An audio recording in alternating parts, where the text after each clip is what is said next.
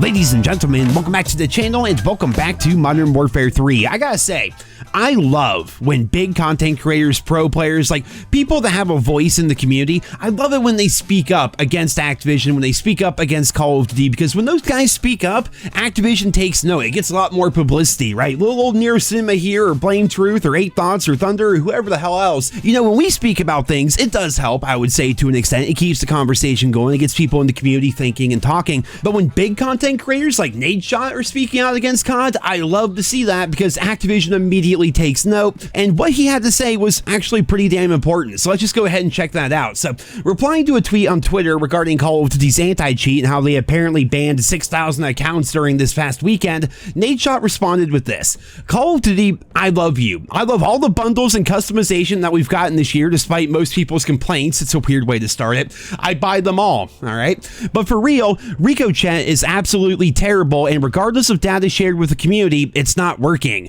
Ranked Modern Warfare 3 is played with cheaters, and I don't even want to know what Resurgence looks like. You gave us the same game as last year's, which I honestly can't complain about. Gave us movement back, gunplay is solid, and once again, the in-game content has been great. You guys do so many things right, but can't keep up with all the missteps you take. Fix anti-cheat. This should be the biggest priority you have internally. Then invest in higher tick rate servers. This might not be a huge deal for the casual player community and your marketing efforts, but the impact it will have on future titles and player engagement cannot be understated. I love this game and we're on the right track, but please fix these glaring issues before we start getting slammed with news and marketing about this year's new title launch. Holy hell, well said there, Nadeshot. The whole bundle thing there at the beginning was kind of funny. It's like, hey, I buy your bundles, so take what I have to say seriously. But you know what he's actually talking about: fixing the anti-cheat. For me personally, I don't really run into a lot of cheaters. I think that's more of a Warzone thing. As a content creator, as somebody who records or streams every game that he plays ever,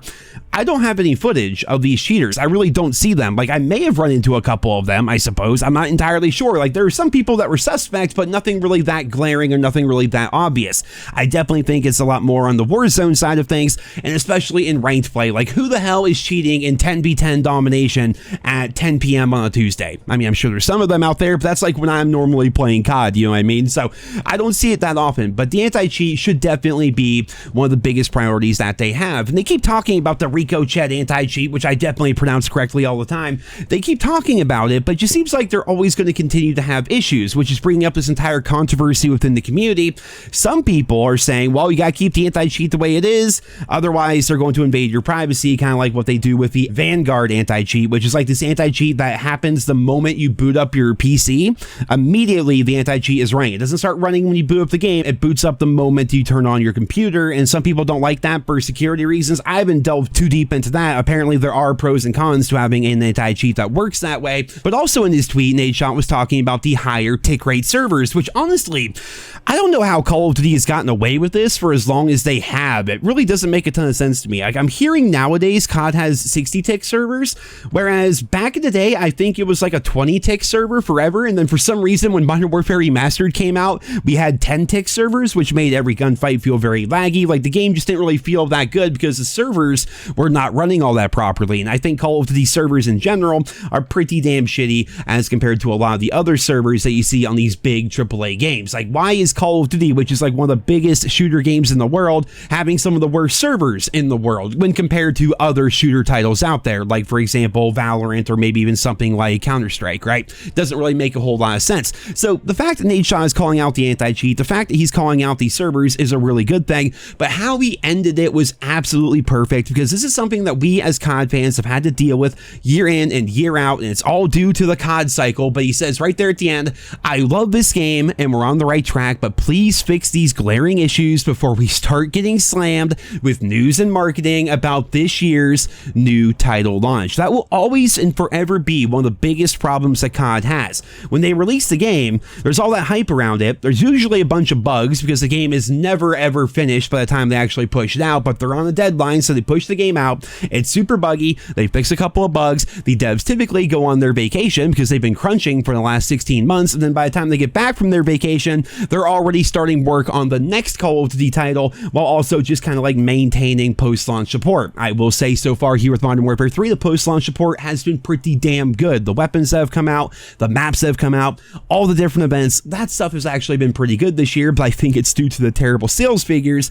that Modern Warfare 3 had. But you guys know what I'm saying here. Like, every year we have that same cycle where the game just, it always feels rushed, it never really feels complete, and then by like the end of the game's life cycle, when it's starting to finally feel kind of good in terms of the content that you have, the bugs all being squashed and everything being smoothed out, we're already in the hype cycle for the next Call of Duty title to repeat the entire process once again, where the game's going to come out, it's going to be buggy, they're going to fix a couple of things, but not all the things, then they go on vacation, then they come back and we have season 1, and we're usually disappointed by that, and then we just have the entire cycle repeat itself over and over and over.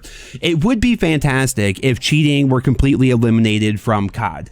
I don't think it's ever going to happen. I think there's always going to be this game of cat and mouse between the developers and the team on the anti-cheat and everything, where they're going to be trying to squash all the issues, whereas there's people out there, and I don't know, everyone needs a hobby, I suppose, but these people need a different one, but their entire hobby is like trying to find ways to break video games online and hack and cheat, and I think a lot of it comes down to a profit motive. I don't think a lot of people talk about that as much, but the people that are selling all these hacks and cheats, obviously they're trying to profit from it, but the people that actually abuse all of these cheats are typically doing it from a profit motive as well. Think about that, man. How many content creators have been busted? Normally they're not like massive content creators, because eventually most people end up getting figured out before they get too big, but there's lots of content creators, like small to medium size or whatever, that get caught cheating, they get exposed and whatever, and then typically they kind of just disappear from the internet. But from their perspective, like, oh yeah, I was cheating in a video game, but you know what, I made some nice scratch off of that, I made a couple $1,000 just cheating in video games. Like, I can see why people actually go about doing that kind of shit, man. It's like,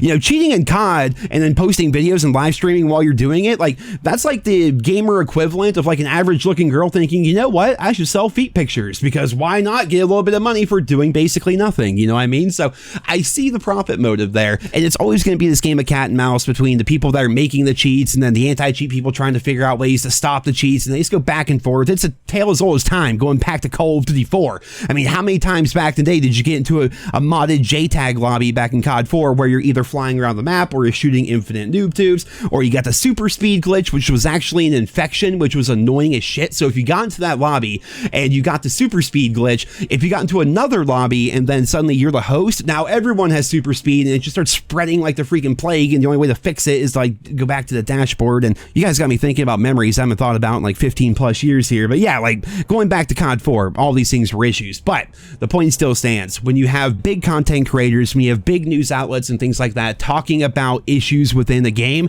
that is when the issues actually start to get addressed. So happy to see Nadeshot speaking out. He's definitely not one to ever be shy about speaking out. He does it quite often, but we need to see more of that. We really do. And we're starting to see that a bit more now as Modern Warfare 3 is really kind of dead on YouTube. I don't want to say it's completely dead, but it's pretty damn dead. Like, look at the views on my channel, look at the views on like every COD content creator's channel. It's freaking scary.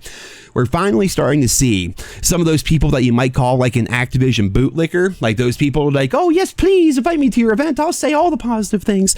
Even those people are starting to speak out because the interest in COD right now is so damn low, and this might be the turning point we need for some more positive things to happen within the Call of Duty franchise. Ladies and gentlemen, that's all for this video here today. I hope you enjoyed it. Leave your thoughts and feedback down there in the comments. Thank you all so much for listening, and I hope you guys all have a wonderful day.